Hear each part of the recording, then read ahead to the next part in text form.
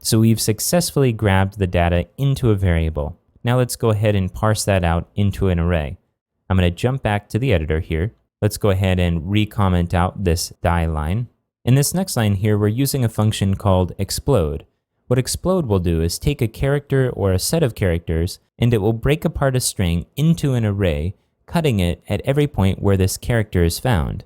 So for our CSV file, every record is on a new line, and so we can explode using this new line character. Now again, remember from previous videos when we talked about strings, that this new line character needs to be in double quotes in order for it to register. So let's go ahead and look at the data.txt file again and see where our new lines are. So we have a new line here and a new line here. So when explode breaks this string apart, we'll have 3 items in our array, 1 for each line. Now let's go ahead and jump back to our test.php code, and explode will return that array, and so we're assigning that to the people data array variable here. And based on this, you can probably figure out what we're going to do next. And if you have a moment, go ahead and pause and see if you can figure out how we're going to get the rest of the data out of this array. Okay, let's move on. So what we need to do is loop through each item in this array. And so we're using a for each loop, which we talked about before. Again, the structure is the name of the array, the keyword as, and then the name that we're going to give the variable that includes each item in the array as it loops through. In this first line here, in our for each loop, what we're doing is taking the string that includes a set of data separated by commas about an individual, and we're exploding it again into an array by using a comma as a separator. So if we jump back to the data.txt file and take a look at the data, what we should have at this point is another array that includes 4 items, one for the name, one for the birth year, the favorite band, and the shoe size. But notice that if we explode on this comma, that we'll still have these extra spaces here in the text, and we probably don't want those to display when we do something with this data. So we need to clean that up next. So I'm going to jump back to the code. So here, what we're doing is taking each item in that array, and we are trimming it in order to remove those extra spaces.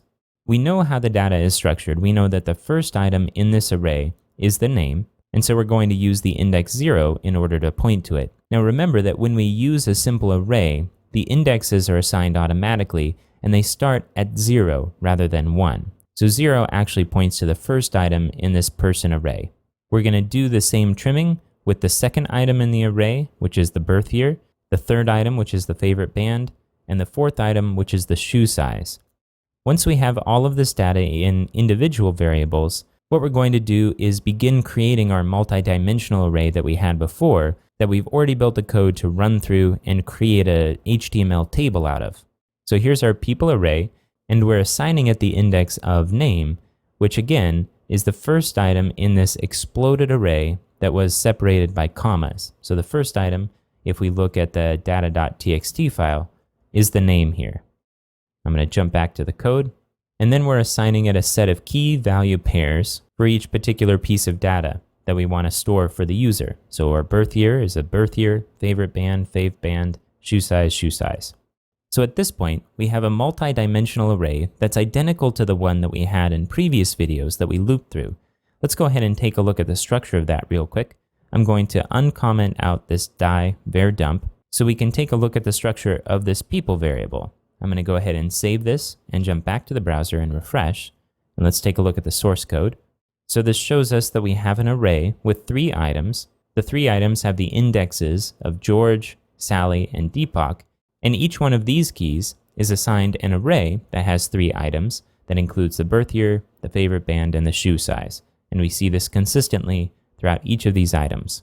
So at this point, you've successfully built your first parser. Congratulations! The process of taking data from one format and converting it into another format that's easier to use in code is a common task, and you'll see it occur throughout several of the examples in this series. Let's go ahead and take a quick look at the rest of the file. I'm going to close out the code here and jump back to the editor, and we're going to re-comment out this die var dump. Now the rest of this code is identical to our previous example. We're establishing our output variable. We're looping through each item in the people array, and we're separating out the index, which is the name, from the value, which is an array of details. And then for each one of those people, we're creating a table row that includes the name, birth year, favorite band, and shoe size.